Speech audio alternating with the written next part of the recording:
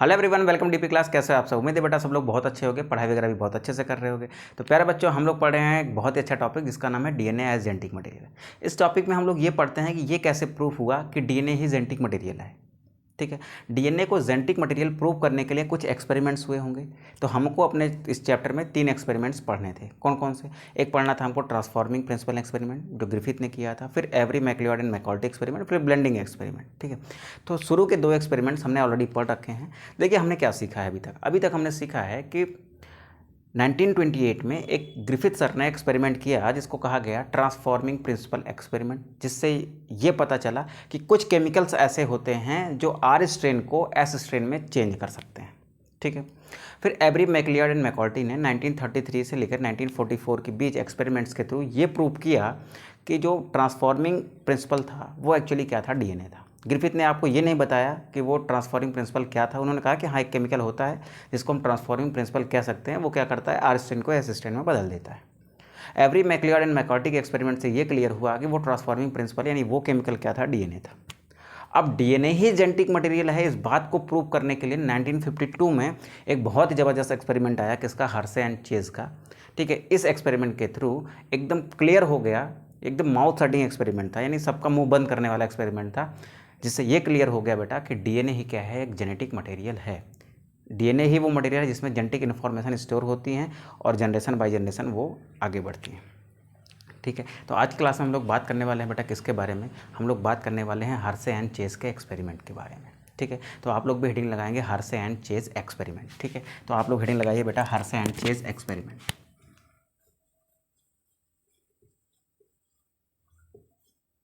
Hershey and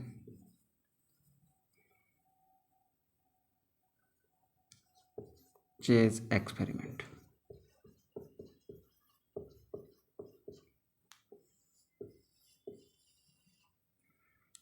ठीक है, अब इस हर्शे एंड चेज एक्सपेरिमेंट को एक और नाम से जाना जाता है बेटा, इसको हम क्या कहते हैं, it is also known as blending experiment. एक मिनट जरा बेटा देख, बराबर दिख रहा है कि नहीं दिख रहा है? हाँ बेटा दिख रहा है, चलो। तो क्या कहते हैं बेटा, हर्शे एंड चेज एक्सपेरिमेंट को और किस नाम से जानते हैं, और इसको ब्लेंडिंग एक्सपेरिमेंट के नाम से भी जानते हैं। तो क्या लिखेंगे, it is also known as, it is also known as blending experiment. किस नाम से जानते हैं बेटा इसको, ब्लेंडिंग एक्सपेरिमेंट के नाम से भी हम लोग जानते हैं।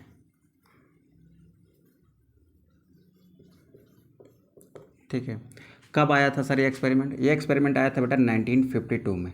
डीएनए के डबल हेलिक्स स्ट्रक्चर आने से जस्ट पहले, यानी जस्ट 1 साल पहले, 1953 में वॉटसन एंड क्रिक ने डीएनए का डबल हेलिक्स मॉडल दिया था। उससे जस्ट 1 साल पहले इन दोनों लोगों ने ये प्रूव कर दिया कि डीएनए ही क्या है बेटा, जेनेटिक मटेरियल है।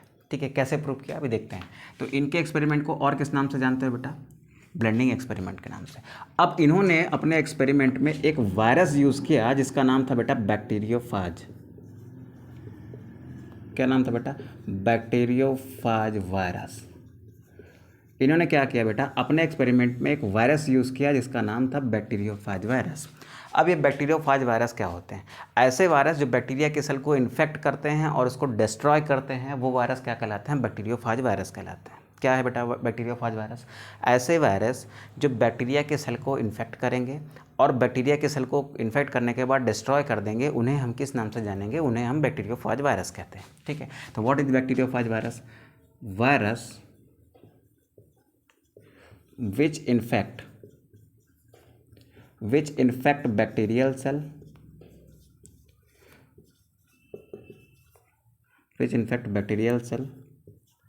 and destroy it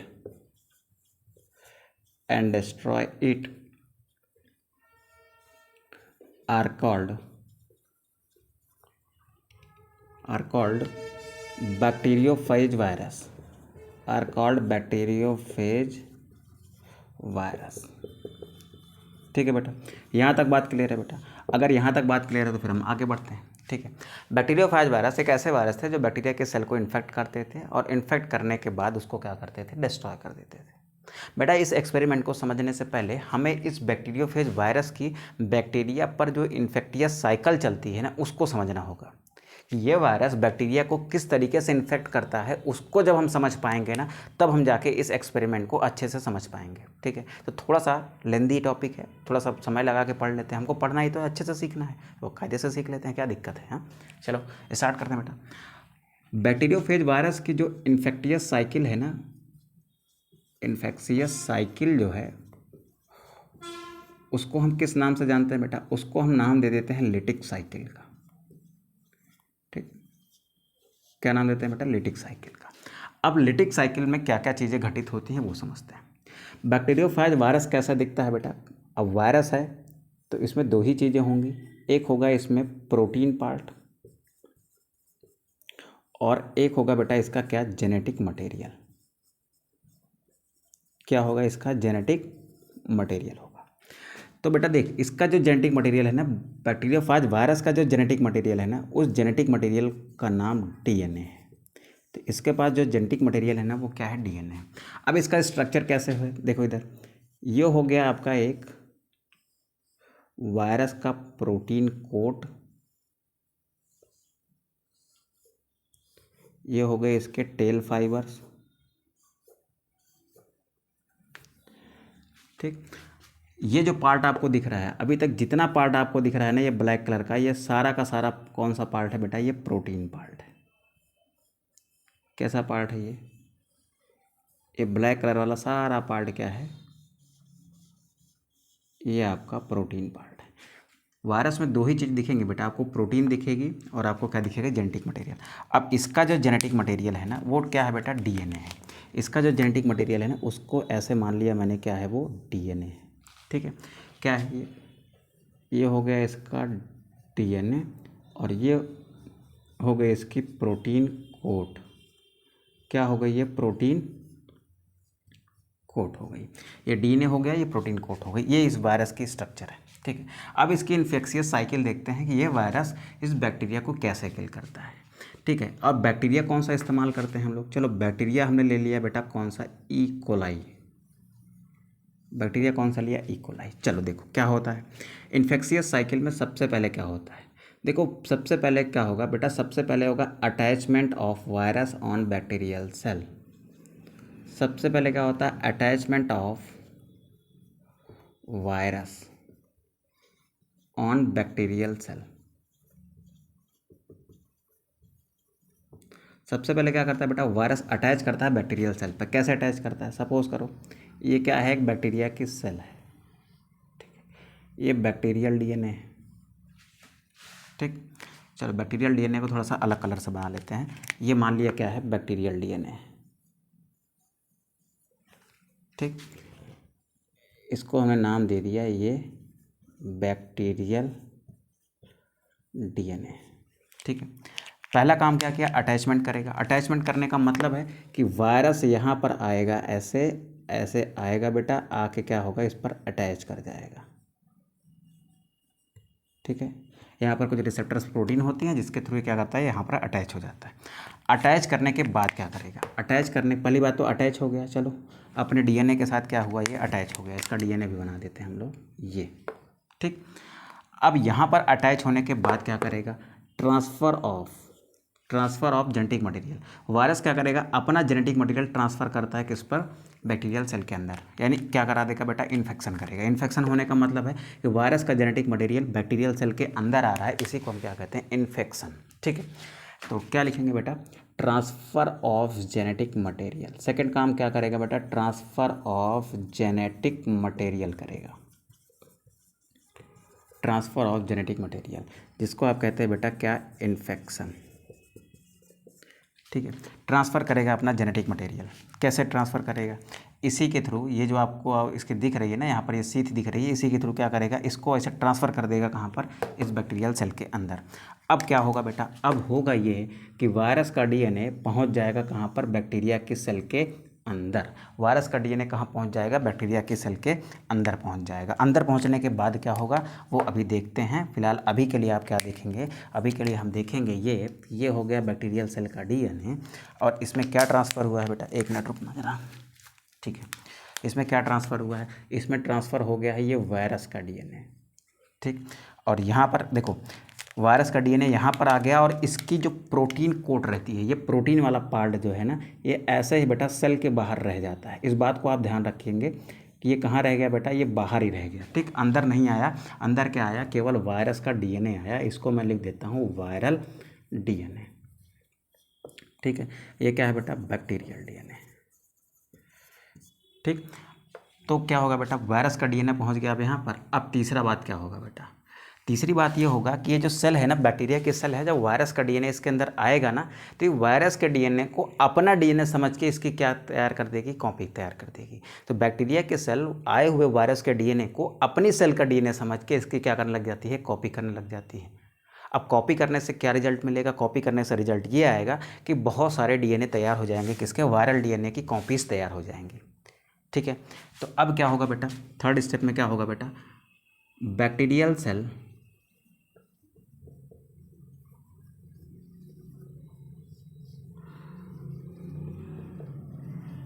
considered DNA of virus as its own DNA, as its own DNA, अपना डीएनए समझ लेती है और क्या करती है बेटा, उसकी कॉपी कर देती है। And makes many copies of viral DNA, virus के डीएनए को अपना डीएनए समझ लेती है। और अब बेटा देखो इधर, ट्रांसक्रिप्शन, ट्रांसलेशन और ये आपके रेप्लिकेशन की प्रोसेस तो बैक्टीरिया में होती है। तो जैसे बैक्टीरिया की सेल अपने डीएनए का रेप्लिकेशन करती है, वैसे ही वायरस के डीएनए को अपना डीएनए समझ के उसका भी रेप्लिकेशन कर डाला, यानी बहुत सारे डीएनए उसने बना डाले, ठीक है। अब क्या होगा बेटा, अब होगा ये कि many copies of viral DNA present in bacterial cell, बहुत सारी कॉपीज तैयार हो जाती हैं किसकी, वायरस के डीएनए की। कहाँ पर, बैक्टीरिया की सेल के अंदर। कुछ ऐसे देख बेटा, इधर ये बनाई मैंने बैक्टीरिया की सेल, ठीक, ये इसका खुद का डीएनए था,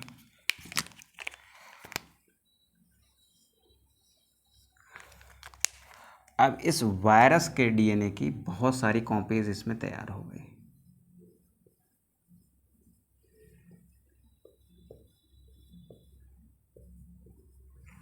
ठीक। अब बताओ ये कि इस बैक्टीरिया के साइटोप्लाज्म के अंदर ऐसे भी तो एंजाइम होंगे जो डीएनए के ट्रांसक्रिप्शन के थ्रू आरएनए बनाते होंगे और आरएनए में ट्रांसलेशन के थ्रू प्रोटीन बनाते होंगे, ठीक है। इस बैक्टीरिया की सेल के जो साइटोप्लाज्म है, इसका जो साइटोप्लाज्म है, इसके साइटोप्लाज्म में बेटा ऐसे भी एंजाइम होंगे ना जो क्या कराते होंगे, ट्रांसक्रिप्शन कराते होंगे, ठीक। और क्या कराते होंगे बेटा, ट्रांसलेशन कराते होंगे। तो इस बैक्टीरिया के सेल के अंदर ट्रांसक्रिप्शन भी हो सकता है, ट्रांसलेशन भी हो सकता है। अब मेरे पास डीएनए है, डीएनए से क्या बनना, ये डीएनए है, डीएनए से एमआरएनए बनना क्या कहलाता है, डीएनए से एमआरएनए बनना ट्रांसक्रिप्शन कहलाता है, ठीक। और फिर एमआरएनए से क्या बनना बेटा, प्रोटीन का बनना, एमआरएनए से क्या बनना, प्रोटीन का बनना क्या कहलाएगा, ट्रांसलेशन कहलाता है। अब इस डीएनए की बहुत सारी कॉपीज़ हो गई हैं। अब ये डीएनए इस बैक्टीरिया के सेल के अंदर ट्रांसक्रिप्शन भी कर सकता है, ट्रांसलेशन भी कर सकता है। तो वायरस का डीएनए जो है वो ट्रांसक्रिप्शन करके, ट्रांसलेशन करके अपने लिए प्रोटीन खुद बना लेता है। जब अपने लिए प्रोटीन बना लेगा तो इसके चारों तरफ क्या आ जाती हैं बेटा, प्रोटीन्स आ जाती हैं। तो हम यहाँ पर एक बात और लिख सकते हैं, viral DNA makes protein by process of transcription and translation. तो क्या लिखेंगे, viral DNA in bacterial cell makes their own protein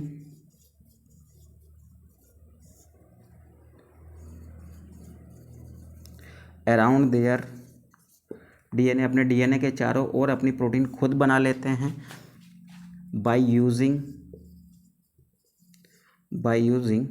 transcription and translation machinery, by using transcription and translation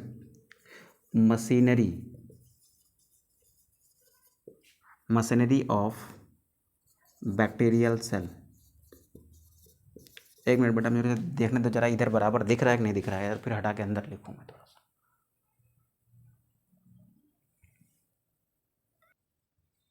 दिख रहा है, ठीक है। तो बैक्टीरियल सेल के ट्रांसक्रिप्शन और ट्रांसलेशन मशीनरी का यूज़ करके इस वायरल डीएनए ने क्या बना लिया, अपनी प्रोटीन बना ली, किसके अराउंड, अपने डीएनए के अराउंड। तो अब आपका ये सेल कैसे दिखेगा बेटा, अब आपका सेल दिखेगा कुछ ऐसा, ध्यान से देखेंगे। अब आपका बैक्टीरियल सेल कैसा दिखेगा, ये हो गया एक बैक्टीरियल सेल, ठीक है। ये हो गया बेटा बैक्टीरियल सेल का डीएनए, ठीक है। अब इसमें क्या दिखाई दे रहे हैं, अब इसमें ऐसे बहुत सारे वायरल डीएनए की कॉपीज थी, ठीक। अब इन वायरल डीएनए की कॉपीज के अराउंड क्या बन गई है, इन्होंने ट्रांसक्रिप्शन और ट्रांसलेशन के थ्रू क्या बना ली, अपनी प्रोटीन बना ली, ठीक। अब देख बेटा हो क्या रहा है, यहाँ पर बहुत सारे वायरस अंदर बन जा रहे हैं कि नहीं बन जा रहे हैं, बन जा रहे हैं सर, ठीक। अब ये सेल रहेगी कि ख़राब हो जाएगी बेटा, अब ये सेल फट जाएगी, ठीक।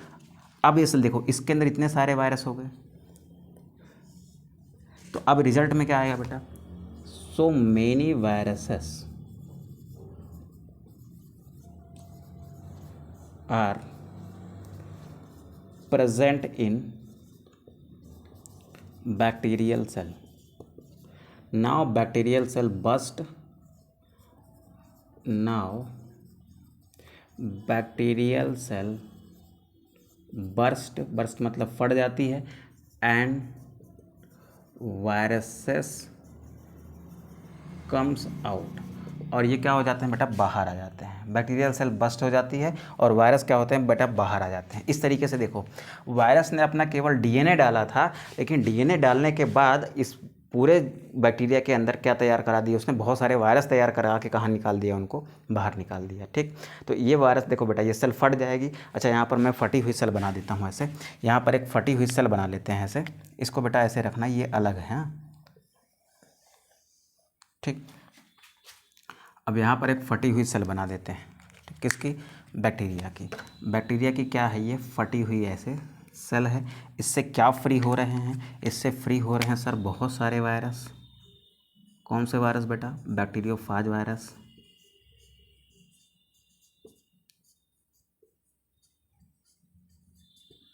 यहाँ से क्या फ्री हो रहे हैं, फ्री हो रहे हैं वायरस जिनके अंदर जेनेटिक मटेरियल कौन सा है, डीएनए है, ठीक है। ये होती है बेटा, हमको ये समझ में आ गया कि लिटिक साइकिल कैसे चलती है, किसकी, वायरस की, ठीक है। यहाँ तक बात समझ आई बेटा, यहाँ तक बात समझ आई तो फिर से सुनो। पहली बात क्या होगा, एक वायरस अटैच होगा कहाँ पर, बैक्टीरिया के सेल से, फिर अपने डीएनए को इंजेक्ट करेगा बैक्टीरिया के सेल के अंदर। फिर क्या होगा, फिर होगा ये कि बैक्टीरियल सेल जो है ना, इस वायरस के डीएनए को अपना डीएनए समझ के इसकी बहुत सारी कॉपी तैयार करवा देगी, ठीक है।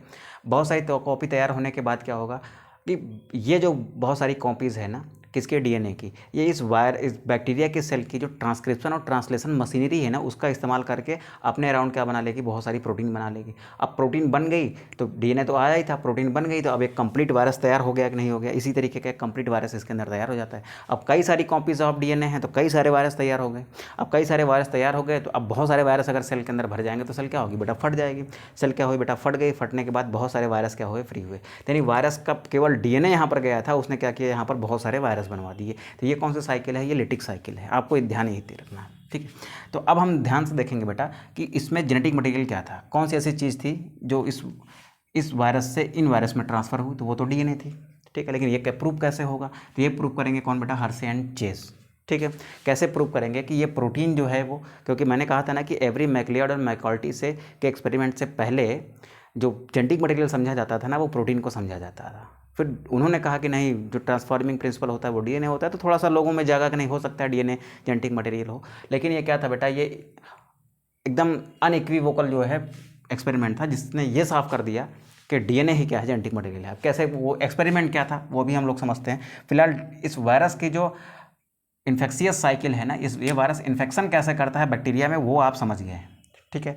तो बेटा इसको हमको बहुत ज़्यादा बार बार बनाने की ज़रूरत नहीं होगी, आप इतनी बात समझ गए हैं तो फिर इसका फटाक से स्क्रीनशॉट करें, देन हम लोग आगे बढ़ते हैं। चलो बेटा इसको रफ करते हैं।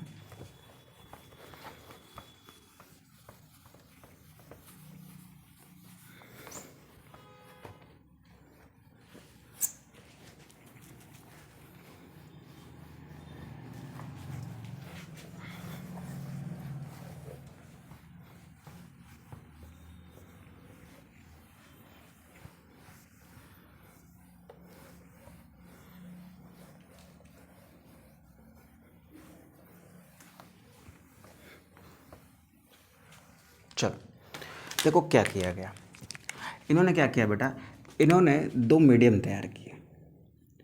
इन्होंने ऐसे एक पेट्री प्लेट ली,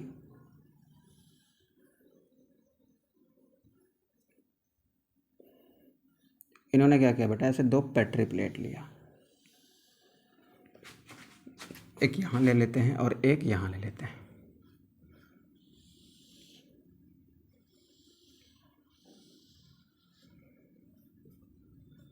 ठीक, इस पेट्री प्लेट में इन्होंने क्या किया बेटा, इस पेट्री प्लेट में एक मीडियम तैयार किया। यहाँ पर क्या तैयार किया बेटा, एक मीडियम तैयार किया, medium with radio active sulphur.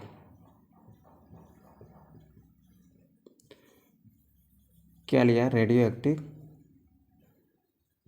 Sulphur लिया। रेडियो एक्टिव सल्फर क्या होता है बेटा, S35। क्या होता है, S35। देखो जो नॉर्मल सल्फर होता है ना, उसका मॉलिकुलर वेट होता है 32। कितना होता है बेटा, 32 होता है। तो जो रेडियो एक्टिव सल्फर था उसका मॉलिकुलर वेट थोड़ा सा ज़्यादा होगा, कितना हो गया, S35। तो इसमें इन्होंने क्या लिया है, कुछ रेडियो एक्टिव सल्फर लिया है। अब इसमें क्या करा है बेटा, कुछ वायरस ग्रो करा है। क्या ग्रो करा है, कुछ वायरस ग्रो करा है। कौन से वायरस, बैक्टीरियोफाज वायरस।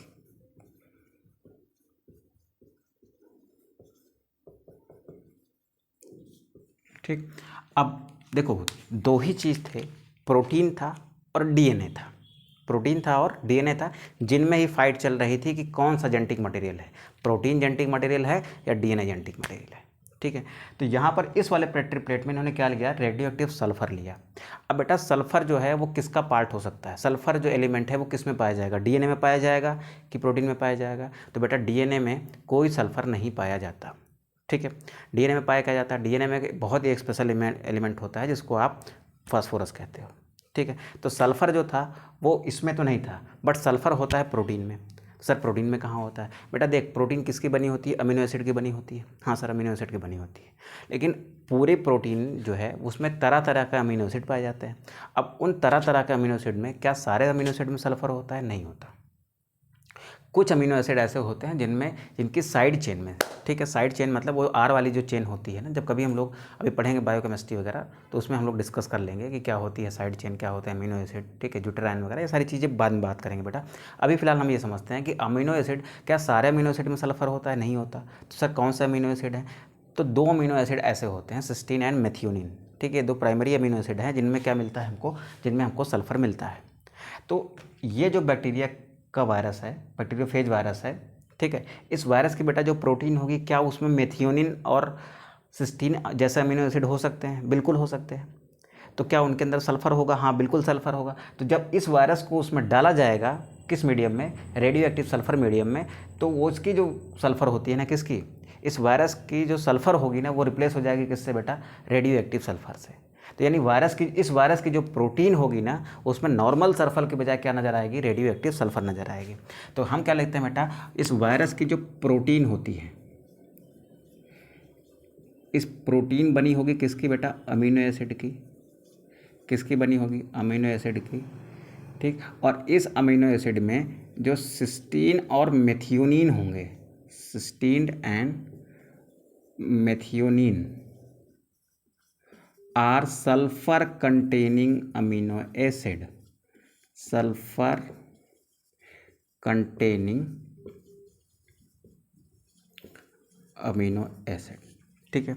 सिस्टीन और मेथ्यूनिन क्या है, सल्फर कंटेनिंग अमीनो एसिड है। कहाँ मिलेंगे, ये मिलेंगे इस वायरस के जो प्रोटीन अभी मैंने यहाँ बनाई थी उस प्रोटीन में आपको ये मिल सकते हैं। ठीक है, तो जब इस वायरस को इसमें डाला गया ना, तो ये रेडियो एक्टिव सल्फर ने किसका स्थान ले लिया, इस सिस्टीन और मेथ्यूनिन में जो नॉर्मल सल्फर है उसकी बजाय अब उसमें क्या आ गई, रेडियो एक्टिव सल्फर। ठीक है, अब रेडियो एक्टिव सल्फर है तो उसमें रेडियो एक्टिविटी जरूर होगी, बिल्कुल होगी सर। तो इसमें क्या तैयार किया गया बेटा, इसमें ऐसे वायरस तैयार किए गए, इसमें ऐसे वायरस तैयार किए गए, virus with radio active protein, radio active sulphur containing protein, ऐसे लिख लेते हैं, सल्फर कंटेनिंग प्रोटीन। इसमें बेटा ऐसे वायरस तैयार हुए जिसमें क्या थे, रेडियो एक्टिव सल्फर था।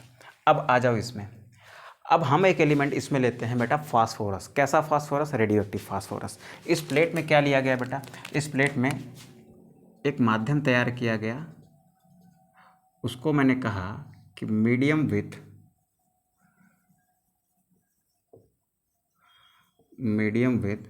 Radio active, medium with radio active phosphorus, क्योंकि फास्फोरस वो एलिमेंट है जो प्रोटीन में नहीं होता और सल्फर वो एलिमेंट है जो डीएनए में नहीं होता।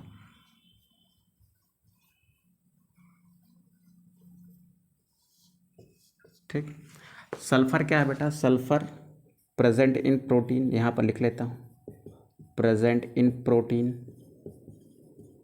Not in DNA. कहाँ नहीं दिखाई देगी, डीएनए में नहीं दिखाई देगी लेकिन प्रोटीन में दिखाई देगी। फास्फोरस के लिए क्या लिखूंगा, present in DNA, present in DNA, not in protein, मतलब ये डीएनए में होगा लेकिन प्रोटीन में नहीं होगा। ठीक है, अब इसमें क्या किया गया बेटा, इसमें कुछ बैक्टीरियोफाज वायरस ग्रो किए गए। इसमें क्या किए गए बेटा, इसमें कुछ बैक्टीरियोफेज वायरस ग्रो किए गए, बैक्टीरियोफेज वायरस ग्रो किए गए। अब इनका जो डीएनए था, डीएनए के अंदर जो फास्फोरस था, phosphorus replaced by radio active phosphorus.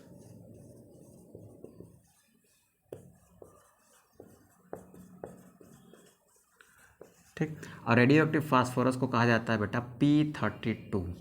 ठीक, नॉर्मल फास्फोरस का मॉलिकुलर वेट 30 होता है, सॉरी मॉलिकुलर नहीं, एटॉमिक वेट। अगर मैंने मॉलिकुलर वेट यहाँ बोला बेटा तो उसके लिए सॉरी, यहाँ पर क्या होता है, एटॉमिक वेट होता है। नॉर्मल सल्फर का एटॉमिक वेट यानी परमाणु द्रव्यमान कितना होता है, वो 32 होता है, लेकिन रेडियो एक्टिव है उसका 35 हो गया। और यहाँ पर बेटा क्या है, फास्फोरस है, फास्फोरस का जो नॉर्मल एटॉमिक वेट होता है ना वो कितना होता है, 30 होता है, लेकिन ये रेडियो एक्टिव है इसलिए इसका एटॉमिक वेट थोड़ा सा क्या होगा, ज़्यादा होगा। कितना हो गया बेटा, 32 हो गया। ठीक है, अगर यहाँ पर मैंने बोला हो क्या, अगर मैंने बोला हो मॉलिकुलर वेट तो उसको प्लीज़ एटॉमिक वेट कर लीजिएगा। ठीक है, आसान हो जाएगा थोड़ा सा। ठीक, क्योंकि वही करेक्ट है। अब ध्यान देंगे बेटा इधर, अब यहाँ पर जो भी वायरस ग्रो होंगे उनके डीएनए में क्या मिलेगा, रेडियो एक्टिव फास्फोरस मिलेगा। तो इस वाली प्लेट में जो वायरस ग्रो हो रहा है ना, उनके अंदर रेडियो एक्टिविटी कहाँ पर नोटिस होगी, वो नोटिस होगी बेटा प्रोटीन में। और इस वाले में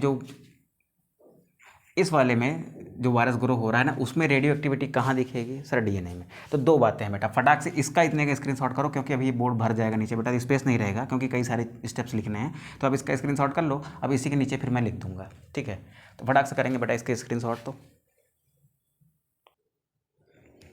चलो ठीक है, रब करता हूँ बेटा मैं। अच्छा एक मिनट, रब करने से पहले थोड़ा सा एक बात और लिख लो कि इन हर्से और चेस को पता क्या था, what they know, what hearse and chase know, यानी वो जानते क्या थे बेटा, एंड व्हाट दे प्रूव्ड, और उन्होंने प्रूव क्या किया। तो सबसे पहली बात आती है बेटा, वो क्या जानते थे, वो जानते थे कि वायरस से कुछ ऐसा चीज़ है जो बैक्टीरिया के अंदर इंटर करता है और अपनी कॉपी बनाता है। तो क्या लिखेंगे बेटा, something from virus, they know something from virus enters in bacteria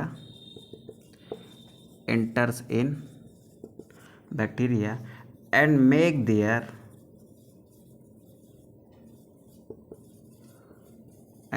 their own copy, ठीक है। बैक्टीरिया से वायरस के अंदर, सॉरी, वायरस से बैक्टीरिया के अंदर कुछ ऐसी चीज़ आती है जो अपनी कॉपी बनाती है, और उन्होंने प्रूव क्या किया, दैट मटेरियल मतलब वो जो जेनेटिक मटेरियल जो वायरस से बैक्टीरिया में आ रहा है, that genetic material is DNA. ये जो समथिंग था ना, जो समथिंग इंटर कर रहा था ना, ये समथिंग इंटर क्या था बेटा, ये समथिंग इंटर जो कर रहा था वो डीएनए था। यही बात प्रूव की थी इन्होंने, ठीक है। तो अब चलते हैं बेटा आगे, थोड़ा सा मैं इसको रफ करता हूँ, ठीक। चलो, अब जो हमारे काम की चीज़ है केवल हम उस पर ध्यान देने वाले हैं।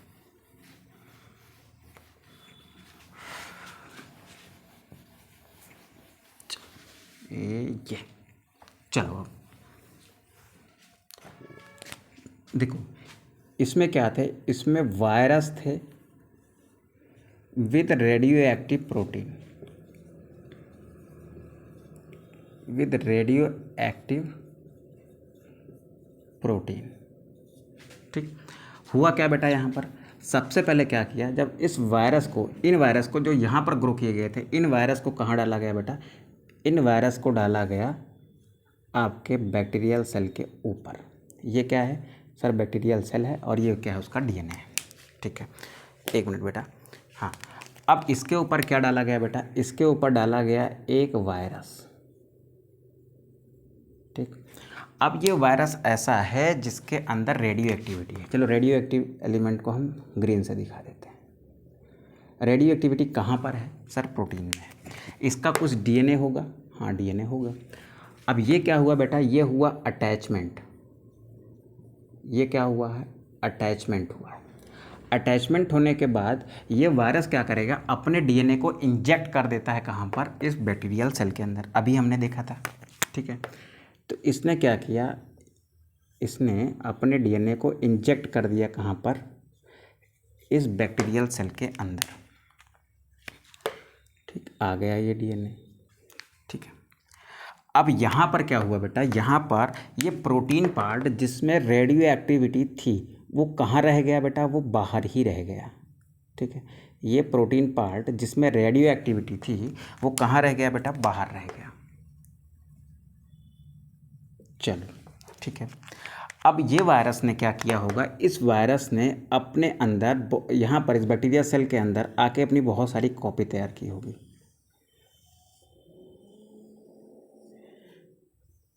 ठीक। Virus makes many copy of its own in bacterial cell, ठीक है। अंदर अंदर फिर इसमें प्रोटीन का फॉर्मेशन हुआ होगा, बहुत सारे वायरस बन गए होंगे, ठीक है। तो यहाँ पर पहले अटैचमेंट कराया, फिर इंजेक्शन हुआ, फिर ये बहुत सारी कॉपीज़ तैयार हो गई हैं। ये कॉपीज़ अब ट्रांसक्रिप्शन और ट्रांसलेशन मैकेनिज्म का इस्तेमाल करके बैक्टीरियल सेल का अपने अराउंड क्या बना लेंगी बेटा, प्रोटीन बना लेंगी, ठीक है। ये बात है, लेकिन अभी ये इस पर प्रोटीन पार्ट ये जो है ये ऐसे चिपका हुआ है, ठीक है।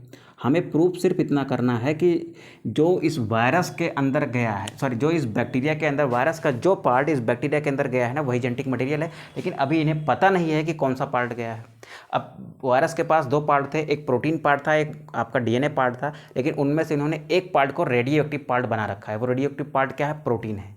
अगर प्रोटीन बैक्टीरिया के अंदर पाया जाएगा तो इसका मतलब क्या है, अगर ये प्रोटीन वाला पार्ट इस बैक्टीरिया के अंदर से निकलेगा तो इसका मतलब क्या है, फिर रेडियो एक्टिव पार्ट अगर प्रोटीन है और रेडियो एक्टिव चीज़ें यहाँ बैक्टीरिया के सेल के अंदर से निकलेंगी तो इसका मतलब प्रोटीन अंदर गया था। अगर प्रोटीन वाला पार्ट नहीं निकला तो इसका मतलब है कि फिर डीएनए अंदर गया है, ठीक है। चलो ये भी बात समझ लेते हैं, मेरी बात समझो मैं क्या कह रहा हूँ। वायरस के अंदर दो ही चीज़ें हैं। वायरस के अंदर कितनी चीज़ें हैं बेटा, दो चीज़ें हैं, एक प्रोटीन है और एक डीएनए है। जब वायरस का इन्फेक्शन कराया गया बैक्टीरियोफेज पर तो या तो प्रोटीन अंदर गई होगी या तो डीएनए अंदर गया होगा, ठीक है। तो हमने इस केस में प्रोटीन को रेडियो एक्टिव बना रखा है। तो अगर प्रोटीन बैक्टीरिया के सेल के अंदर जाएगी तो रेडियो एक्टिव मटेरियल भी कहाँ नज़र आएगा, बैक्टीरिया के सेल में नज़र आएगा। और हम बैठ गए रेडियो एक्टिविटी चेक करने के लिए कि बैक्टीरिया के सेल के अंदर क्या रेडियो एक्टिविटी है। अगर बैक्टीरिया के सेल के अंदर मुझे रेडियो एक्टिविटी मिल गई इस केस में, तो मैं ये मान लूँगा ना कि जो रेडियो एक्टिव पदार्थ था वही आया होगा कहाँ पर, इस बैक्टीरिया के सेल के अंदर। तो रेडियो एक्टिव पदार्थ क्या था, प्रोटीन था। तो इसका मतलब प्रोटीन फिर जेनेटिक मटेरियल है, ठीक है। लेकिन जब ये एक्सपेरिमेंट हुआ ना बेटा, जो पहले वाला जो चीज़ चल रहा है ना, इसमें देखिएगा अभी आगे कंक्लूजन क्या आता है। ठीक है, तो एक मिनट ज़रा होल्ड करिए आप। हाँ तो ठीक है, तो यहाँ पर क्या हुआ बेटा, ये प्रोटीन पार्ट रह गया बाहर। ये क्या है बेटा, वायरस का प्रोटीन पार्ट है। क्या है बेटा, ये वायरस का प्रोटीन पार्ट है। ठीक है, अब क्या कराया बेटा इन्होंने, इतना कराने के बाद इनको पता था कि ये वायरस का प्रोटीन पार्ट जो है ना बैक्टीरिया के ऊपर चिपका होगा। ठीक है, तो इन्होंने क्या कराया बेटा, ब्लेंडिंग करा दी। इन्होंने इस सबको एक टेस्ट ट्यूब में डाला और क्या करा दिया बेटा, ब्लेंडिंग करा दिया। ठीक है, इन्होंने क्या कराया, ब्लेंडिंग कराया। ब्लेंडिंग का मतलब क्या है बेटा, सेकिंग। ब्लेंडिंग का मतलब क्या है बेटा, सेक किया। सेक करने का मतलब इनको हिला दिया ऐसे। इनको क्या किया, एक टेस्ट ट्यूब में ऐसे डाल दिया। ठीक है, ठीक है, अब ब्लेंडिंग क्यों कराई उसके पीछे का भी रीज़न अभी देता हूँ मैं क्यों कराई। इन्होंने क्या किया, इसको ऐसे एक टेस्ट ट्यूब में डाल दिया, ये सारा मटेरियल। ठीक, ये वाला बैक्टीरिया जिस पर ये वायरस का प्रोटीन अटैच है उसको पूरे का पूरे को कहाँ डाल दिया, इस टेस्ट ट्यूब के अंदर डाल दिया। टेस्ट ट्यूब के अंदर डालने के बाद इस टेस्ट ट्यूब को ना ऐसे ज़ोर से हिला दिया, यहाँ से बंद करके ज़ोर से क्या किया, हिला दिया। जब इसको ऐसे ब्लेंडिंग किया, ब्लेंडिंग का मतलब ऐसे इसको हिला दिया, यानी इसको क्या किया बेटा, सेक किया। जब इसको सेक किया ना, अगर मैं इसके ऊपर कोई चीज़ चिपकाया हूँ और इसको मैं तेज़ी से ऐसे हिला रहा हूँ ना, तो जो चीज़ इसके ऊपर चिपकी हुई है ना बेटा, वो इससे क्या होगी, ऐसे अलग हो जाएगी। अगर इसको मैं इसके ऊपर चिपका देता हूँ और चिपकाने के बाद इस वाले पार्ट को खूब तेज़ी से ऐसे हिलाता हूँ, तो ये वाला पार्ट इससे अलग होगा। हाँ सर, अलग हो जाएगा।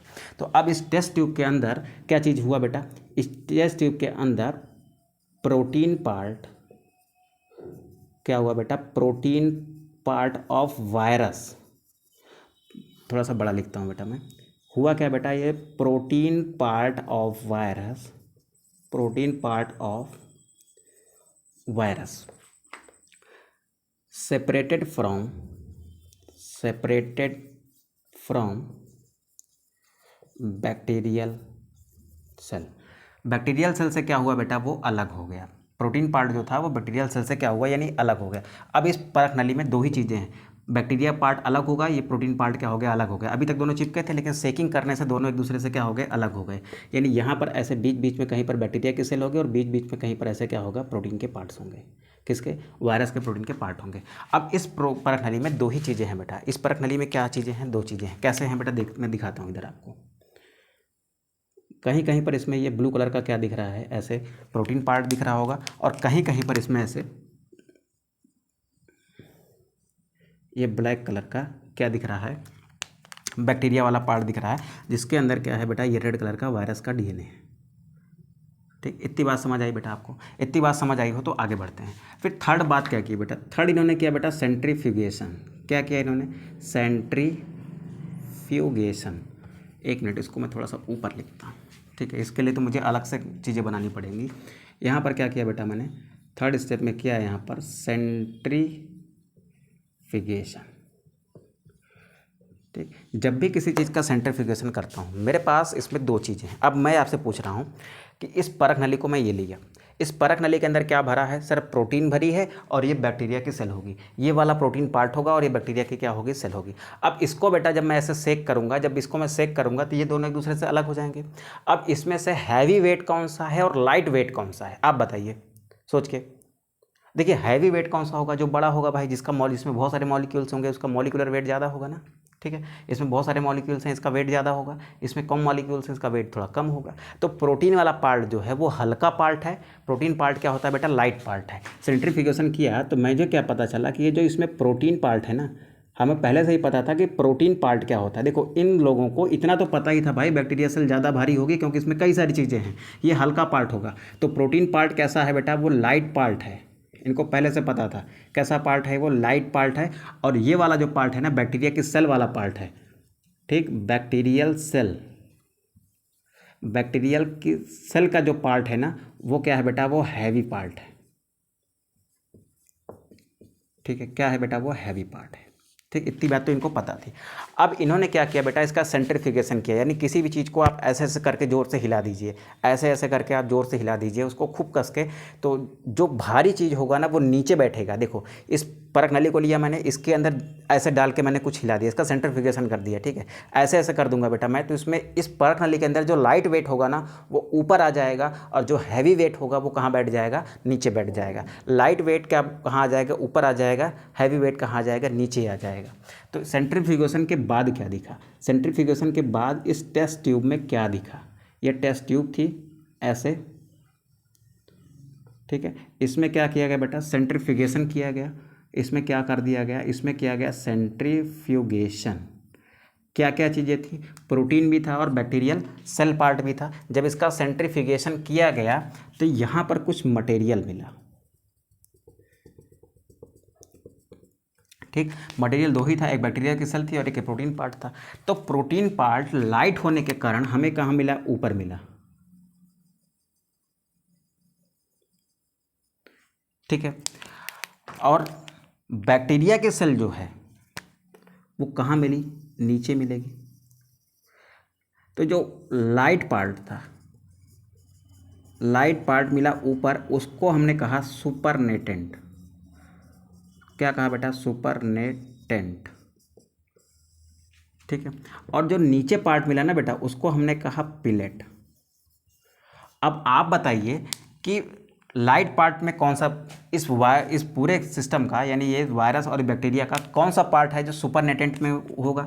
यानी प्रोटीन हल्की थी तो सुपरनेटेंट के रूप में हमें क्या मिली होगी, हमें मिली होगी सर प्रोटीन। यहाँ पर सुपरनेटेंट के रूप में कौन सा मटेरियल मिला होगा, यहाँ पर मिला होगा प्रोटीन, क्योंकि प्रोटीन तो लाइट वेट होता है। पैलेट के रूप में क्या आया होगा बेटा, पैलेट के रूप में आई होगी बैक्टीरिया सेल। क्या आई होगी, बैक्टीरिया सेल, ठीक है। अब ध्यान से सुनिएगा, अब ध्यान से सुनिएगा, हमने रेडियो एक्टिव क्या बनाया था, हमने रेडियो एक्टिव बनाया था प्रोटीन को। तो जो रेडियो एक्टिव प्रोटीन था वो हमें कहाँ मिलेगा, वो मिलेगा हमें ऊपर की ओर, ठीक है। बैक्टीरिया सेल कहाँ मिलेगा, नीचे की ओर। अब आप हमें ये बताइए कि जो जेनेटिक मटेरियल होगा वो उसको कहाँ होना चाहिए, बैक्टीरियल सेल से बाहर होना चाहिए, बैक्टीरियल सेल से अंदर होना चाहिए। सर जो जेनेटिक मटेरियल है वो तो बैक्टीरियल सेल के अंदर गया था, क्योंकि वायरस ने अपना जेनेटिक मटेरियल बैक्टीरियल सेल के अंदर डाल दिया था। तो जो जेनेटिक मटेरियल होगा वो एक्चुअली में कहाँ होगा, वो होगा बैक्टीरियल सेल के अंदर, ठीक है। तो अगर प्रोटीन पार्ट मुझे बैक्टीरियल सेल के अंदर मिला, प्रोटीन पार्ट में रेडियो एक्टिविटी थी, तो अगर प्रोटीन पार्ट मुझे बैक्टीरियल सेल के अंदर मिल रहा है तो रेडियो एक्टिविटी भी कहाँ मिलनी चाहिए, बैक्टीरियल सेल में मिलनी चाहिए, ठीक है। अगर बैक्टीरियल सेल में मुझे रेडियो एक्टिविटी मिली तो मैं ये मान लूँगा कि हाँ ये प्रोटीन ही थी जो बैक्टीरियल सेल के अंदर गई थी और यही जेनेटिक मटेरियल है। अगर नहीं मिली तो फिर मैं ये मान लूँगा कि डीएनए जो था वो जेनेटिक मटेरियल था और वही बैक्टीरियल सेल के अंदर था, ठीक है। तो यहाँ पर चेक किया गया बेटा, तो रेडियो एक्टिविटी कहाँ से आई, रेडियो एक्टिविटी आई लाइट पार्ट से। और हमें पता था कि लाइट पार्ट में तो बैक्टीरिया की सेल नहीं होगी, क्योंकि वो तो भारी थी, वो तो नीचे होगी। तो बैक्टीरिया की सेल कहाँ मिलेगी, हमको पेलेट में मिलेगी, और प्रोटीन पार्ट हमको कहाँ मिलना था बेटा, सुपरनेटेंट पार्ट में मिलना था, ठीक है। तो अगर यहाँ इस सुपरनेटेंट को चेक किया गया तो रेडियो एक्टिविटी कहाँ से आई, सुपरनेटेंट से आई। तो हम लिखेंगे बेटा radio activity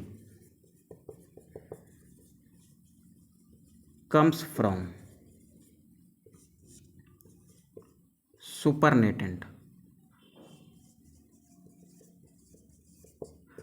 It means radioactive protein, radioactive protein मत लिखो, radioactive material लिखो, radioactive material is not present in bacterial cell।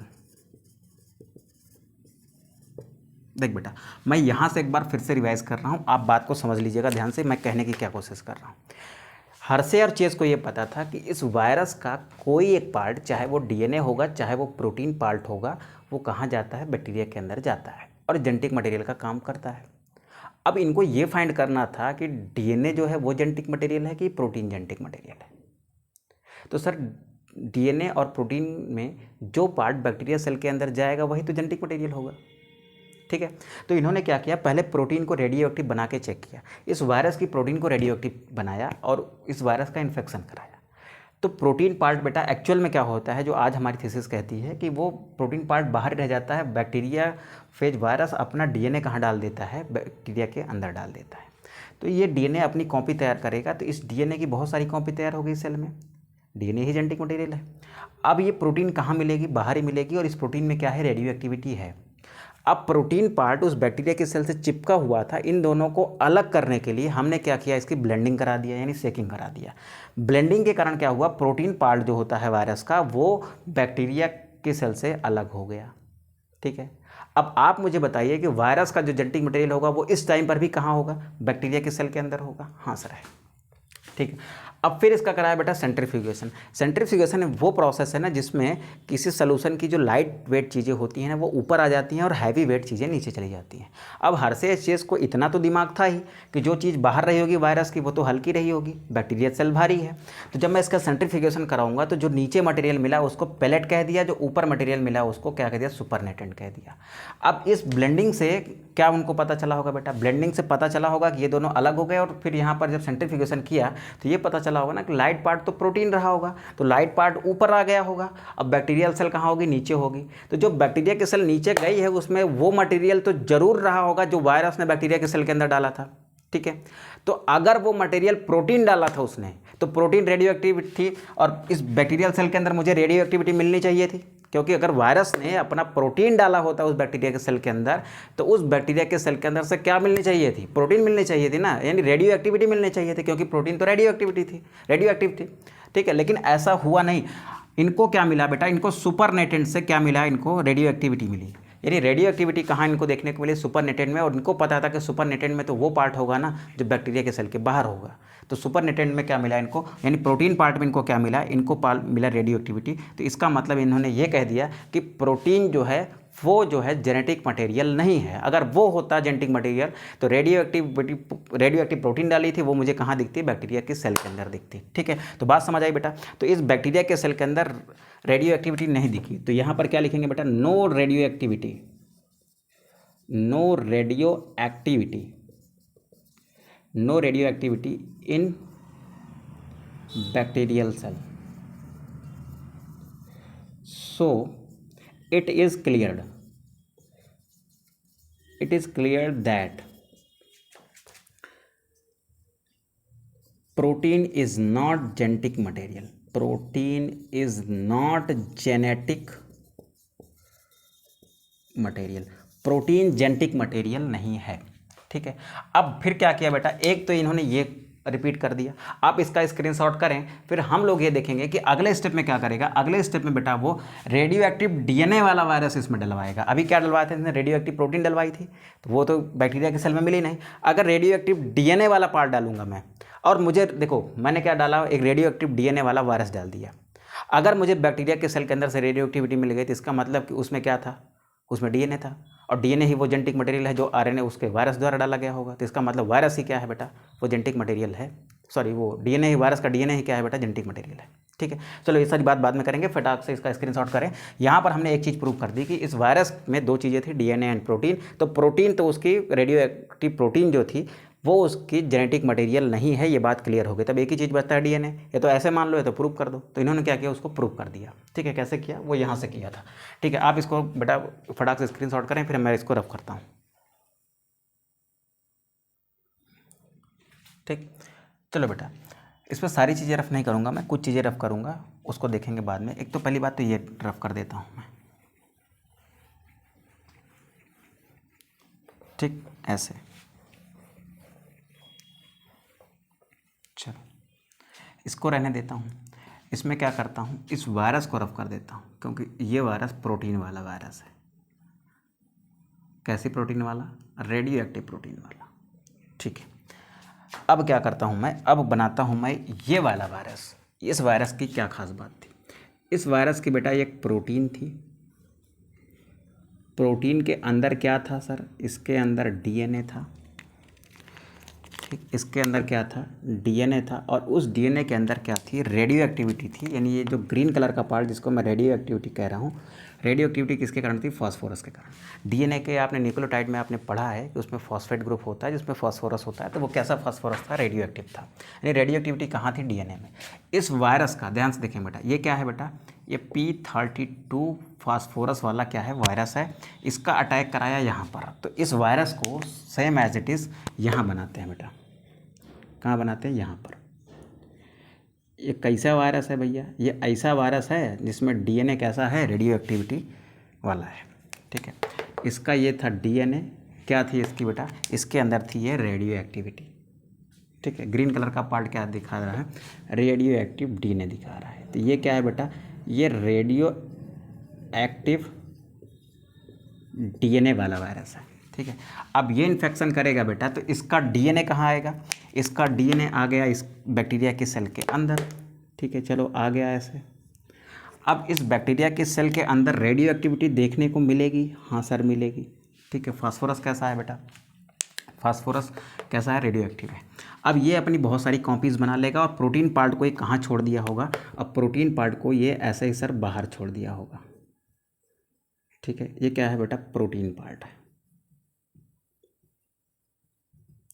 ठीक है, देखो यहाँ पर मैं क्या किया हूँ बेटा, यहाँ पर अब मैंने जो वायरस लिया है ना वो P32 वाला वायरस है। रेडियो एक्टिव सल्फर ना होकर रेडियो एक्टिव कौन सा वायरस है, फास्फोरस वायरस है। ठीक है, यहाँ पर रेडियो एक्टिव फास्फोरस प्रोटीन के बजाय रेडियो एक्टिव डीएनए लिख लेता हूँ। वायरस कैसा है, रेडियो एक्टिव डीएनए वाला है, रेडियो एक्टिव फास्फोरस है उसमें।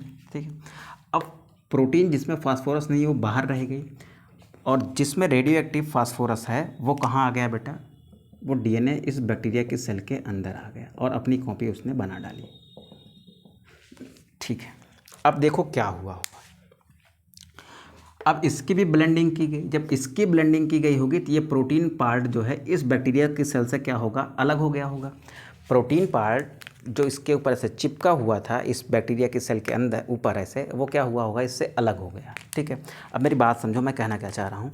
ये ऐसा एक छोटा सा क्या है, प्रोटीन पार्ट है, ये बैक्टीरिया के सेल है, इसके ऊपर चिपका हुआ है। ये हल्का होगा, ये भारी होगा, ये तो स्वाभाविक सी बात है क्योंकि हमें दिख रहा है कि बड़ी चीज़ है तो भारी होगी, ये हल्की छोटी चीज़ है तो हल्की होगी। ठीक है, अब क्या हुआ, जब आपने इसकी ब्लेंडिंग कराई ना, इसको ऐसे ज़ोर से हिला दिया तो ये दोनों एक दूसरे से क्या हो गए, अलग हो गए।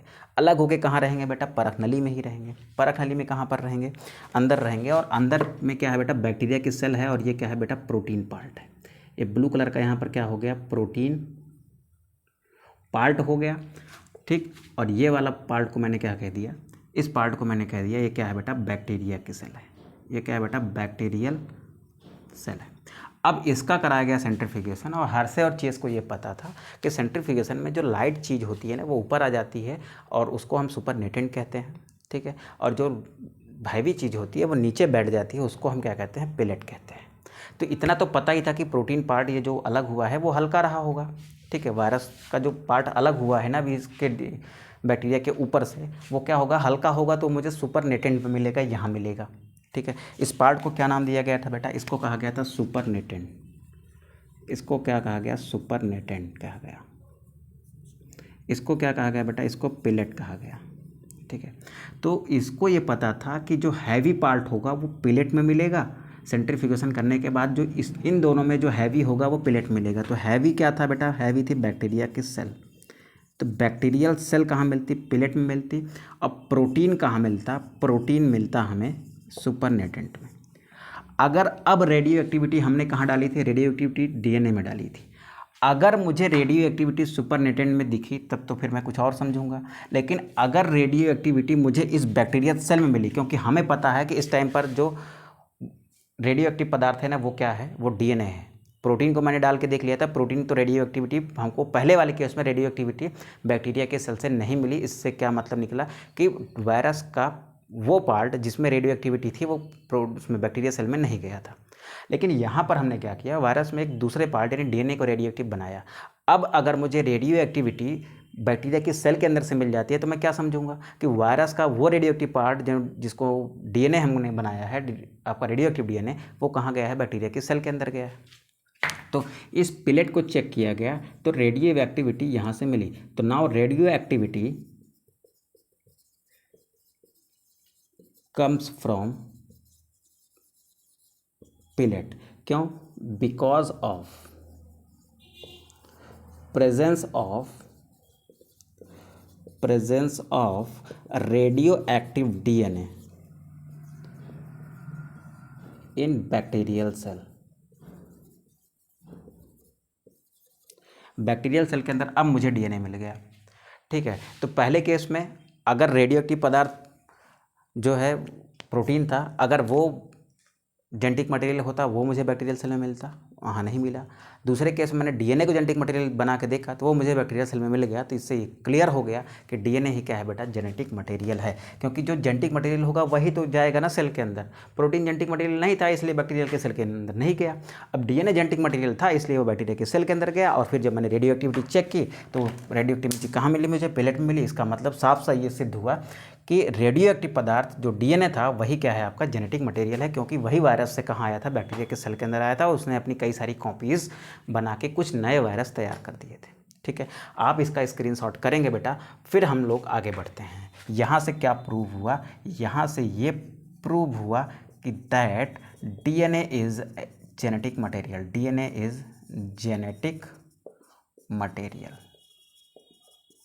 ठीक, फटाक से इसका स्क्रीनशॉट करिए बेटा, फिर हम लोग आगे बढ़ते हैं और कंक्लूजन लिखते हैं इस एक्सपेरिमेंट का। ठीक, चलिए बेटा चलते हैं कंक्लूजन पर।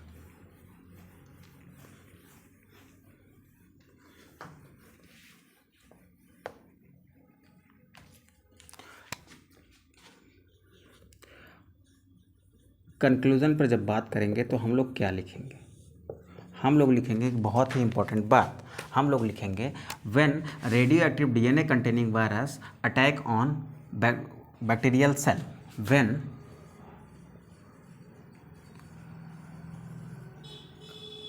Radio active DNA containing virus attack on bacterial cell, attack के बजाय इन्फेक्ट लिख दो, infect bacterial cell. Then radioactivity कहाँ से आ रही है बेटा, पिलेट से आ रही है, पिलेट में क्या होती है, बैक्टीरियल सेल होती हैं। Then radio activity comes from pellet, then radio activity comes from pellet, comes from pellet, which means the genetic material which enters in bacterial cell from virus is DNA। मतलब जो genetic material virus से कहाँ inter कर रहा है, bacteria के cell में inter कर रहा है, वो क्या है, डीएनए है। ठीक है, ये कैसे सिद्ध हुआ बेटा, जब हमको पिलेट से क्या मिली, रेडियो एक्टिविटी मिली, वो किसके कारण, वो आपके प्रेजेंस ऑफ डीएनए, यहाँ पर लिख लेना presence of radio active DNA in bacterial cell. Radio active DNA मिलने के कारण हमें ये सब समझ में आया कि रेडियो एक्टिविटी कहाँ पर है, बैक्टीरियल सेल के अंदर है, और डीएनए ही क्या है बेटा, आपका जेनेटिक मटेरियल है। ठीक है, तो क्या सर हमेशा डीएनए ही जेनेटिक मटेरियल होता है, नहीं बेटा ऐसा नहीं होता, कुछ एक्सेप्शंस भी हैं। जैसे कुछ ऐसे वायरसेस की बाद में खोज हुई कि जिनमें जेनेटिक मटेरियल क्या होता है, आरएनए होता है। तो क्या लिखेंगे बेटा, आफ्टर सम टाइम। तो पहली बात तो एक चीज़ लिख लेना कि ये एक ऐसा एक्सपेरिमेंट था, कैसा एक्सपेरिमेंट था बेटा, एक ऐसा एक्सपेरिमेंट था जिसने एकदम क्लियरली ये सिद्ध कर दिया कि डीएनए ही क्या है, जेनेटिक मटेरियल है। आपने देख लिया कैसे कर दिया बेटा। ठीक है, अब इसका स्क्रीनशॉट कर लीजिए, फिर हम एक छोटी सी बात लिख देते हैं, फिर उसके बाद क्लास कंक्लूड।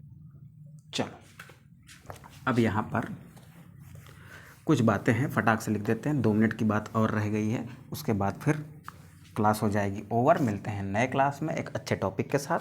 ठीक है, तो फिलहाल अभी के लिए क्या लिखेंगे बेटा, अभी के लिए लिखिए आप कि हर्शे एंड चेज का जो एक्सपेरिमेंट था, Hershey and chase experiment,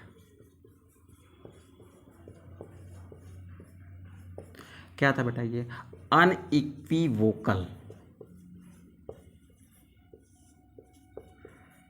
experiment था। यानी एक ऐसा एक्सपेरिमेंट था, अनइक्विवोकल माने यानी जिसने सबकी बोलती बंद कर दी। ठीक है, जो भी तक ये कहता था ना डीएनए के बजाय प्रोटीन आनुवंशिक पदार्थ है, जेनेटिक मटेरियल है, उन सबकी बोलती बंद करने वाला था। यानी ये क्या था बेटा, अनइक्विवोकल एक्सपेरिमेंट। एनसीईआरटी के वर्ड है बेटा ये, अनइक्विवोकल एक्सपेरिमेंट। ठीक है, क्या सिद्ध किया बेटा, which proved DNA as genetic material, DNA as genetic material, जिसने डीएनए को क्या सिद्ध किया बेटा, जेनेटिक मटेरियल सिद्ध किया। After some time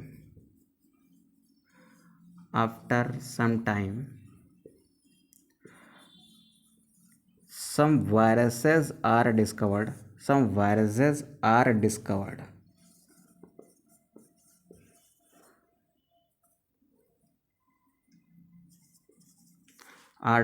with RNA as genetic material।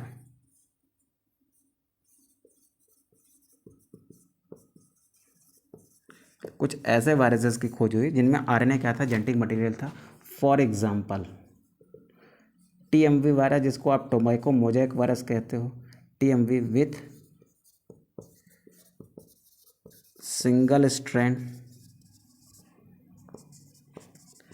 RNA, जिसको आप ऐसे लिख सकते हो, सिंगल स्ट्रैंड आरएनए था इसमें।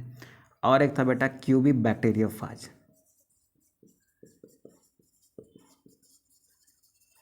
ठीक है, ये सारे कैसे वायरस थे बेटा, जिनमें ऐसे वायरस थे जिनमें आरएनए क्या था, जेनेटिक मटेरियल था। ठीक है बेटा, आज की क्लास तो बहुत बड़ी हो गई, लगभग 1 घंटे की हो गई है। ठीक है, तो आपने इतना पेशेंस बनाए रखा, उसके लिए बहुत बहुत धन्यवाद बेटा। लेकिन यहाँ से जो हमने सीखा है ना, वो एक क्रिस्टल क्लियर कॉन्सेप्ट है, जो हम जब तक पढ़ने की उम्र में रहेंगे, जब तक पढ़ाने की उम्र में रहेंगे, तब तक हमको याद रहेगा वो। ठीक है, तो प्यारे बच्चों, इसी उम्मीद के साथ ये टॉपिक वो आपको बहुत अच्छे से समझ आया होगा। अगर आपकी कोई भी क्वेरीज़ वगैरह हैं बेटा, तो प्लीज़ कमेंट बॉक्स में ड्रॉप करिएगा, आई विल सॉल्व इट। ठीक है, उनके आपकी क्वेरीज़ को जो भी होगा वो मैं सॉल्व करूँगा, आपके कमेंट बॉक्स में उसका रिप्लाई दूंगा। ठीक है, तो प्यारे बच्चों, मिलते हैं नेक्स्ट क्लास में एक अच्छे टॉपिक के साथ कि एक जेनेटिक मटेरियल जो होता है ना, उसकी क्या क्वालिटीज़ होनी चाहिए, इस बात को हम लोग नेक्स्ट क्लास में देखने वाले हैं। ठीक है, तो डीएनए एक जेनेटिक मटेरियल है, लेकिन उसके अंदर क्या क्वालिटीज़ हैं जिसके कारण वो एक अच्छा जेनेटिक मटेरियल माना जाता है, ये हम लोग सीखेंगे नेक्स्ट क्लास में। ठीक है बेटा, तो और एक हम्बल रिक्वेस्ट है बेटा, इस क्लास को करने के पहले एक आध बार एनसीईआरटी की रीडिंग मार लिया करिए, और इस क्लास को करने के बाद कम से कम उस टॉपिक की 2 से 3 रीडिंग मार लिया करिए आप एनसीईआरटी की। एकदम प्रॉमिस करके कह रहा हूँ मैं कि आपको वो टॉपिक एकदम क्रिस्टल क्लियर हो जाएगा आपके दिमाग में। ठीक है, कभी नहीं भूलोगे आप। चीज़ों को रिवाइज करने की भी बहुत ज़्यादा ज़रूरत नहीं पड़ेगी। आप उस टॉपिक को जैसे मैंने बताया वैसे आप पढ़िए, फिर जाके उसके क्वेश्चंस करिए। एक भी क्वेश्चन मिस हो जाएगा तो आप बताइएगा। ठीक है, तो चलिए मिलते हैं बेटा नेक्स्ट क्लास में एक अच्छे टॉपिक के साथ। तब तक आप अच्छे से पढ़ाई करिए और अपना ख्याल रखिए।